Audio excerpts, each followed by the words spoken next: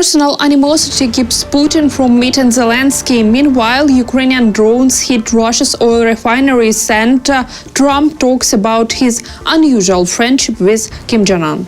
Top news next. Kyiv and Washington turn up the heat on Putin.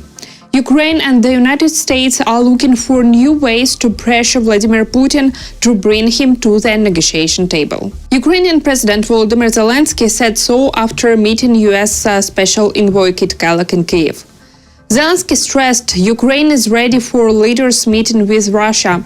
Now Kyiv expects the same readiness from Moscow.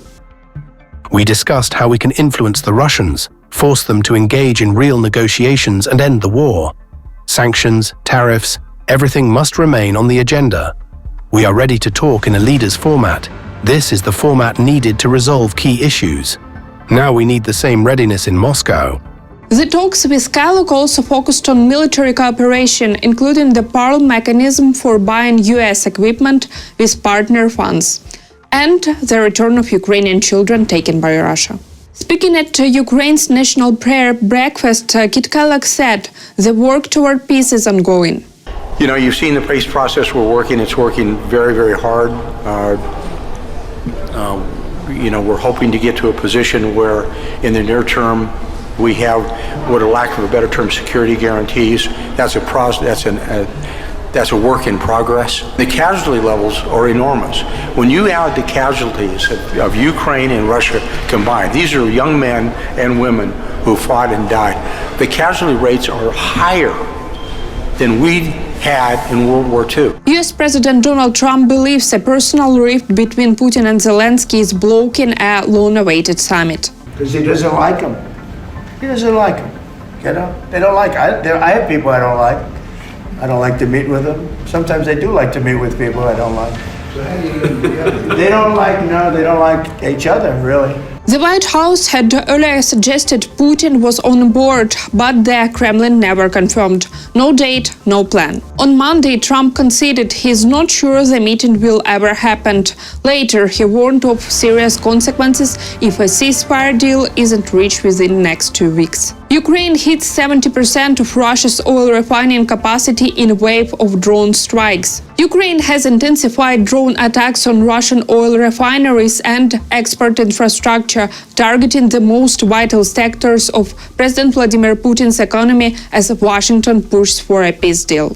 The strikes have disrupted at least 17% of Russia's refining capacity, around 1.1 million barrels per day, according to Reuters' calculation, and contributed to fuel shortages in several regions. Moscow's seasonal demand for gasoline is peaking due to tourism and farming, compounding the impact. The disruption has forced some motorists in occupied Ukrainian territory, southern Russia and the Far East to switch to more expensive petrol grades. While in parts of Sakhalin-Kuril district, sales of regular AI-92 fuel to residents have been suspended. Local officials said all available supplies were being reserved for emergency vehicles. According to Reuters, the drone campaign comes in a response to Russian advances on the front line and intensified strikes on Ukraine's gas and power infrastructure.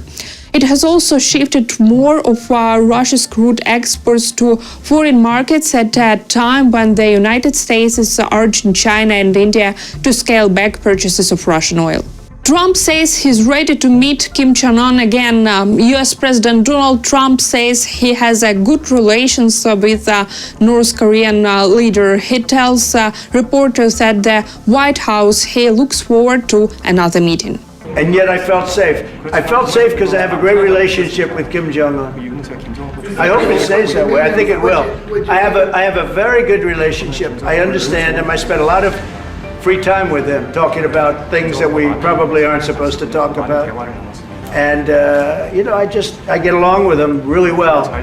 I think he has a country of great potential, tremendous potential. Trump says that if Hillary Clinton had won in 2016, a nuclear war could have broken out on the Korean Peninsula.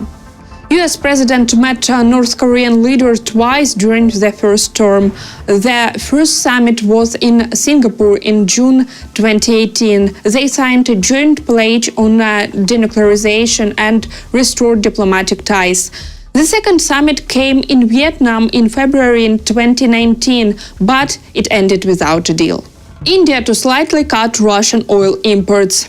India's big oil refineries plan to reduce purchases of Russian crude in coming weeks. As Bloomberg reports, it is a partial concession to the US ahead of new tariffs, but India isn't cutting ties with Moscow. State and private refiners, including Reliance Industries, will import 1.4 to 1.6 million barrels a day from October.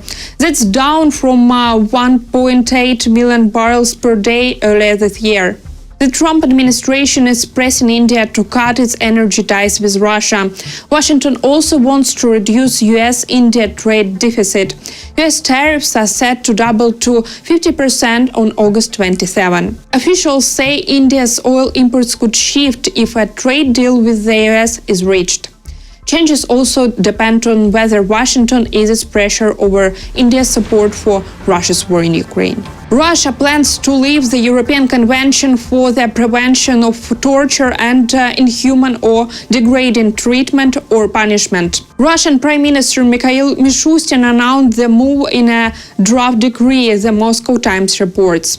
The convention bans torture and forces countries to take steps to stop it, giving the European Committee the right to visit prisons, detention centers and psychiatric hospitals to check conditions. After invading Ukraine in March 2022, Russia kicked out of the Council of Europe.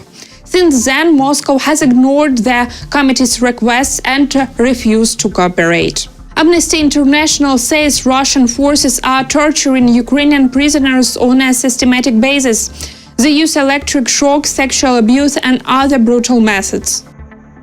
Torture takes place in complete isolation from the outside world, with victims entirely dependent on their captors for survival. This is not a series of isolated incidents, but a systematic policy that violates all principles of international law. Ukrainian Defense Intelligence reports that Russian forces have executed over 150 Ukrainian soldiers captured in battle. That's all for now. Thanks for watching. Hit like, subscribe and tell us what you think in the comments.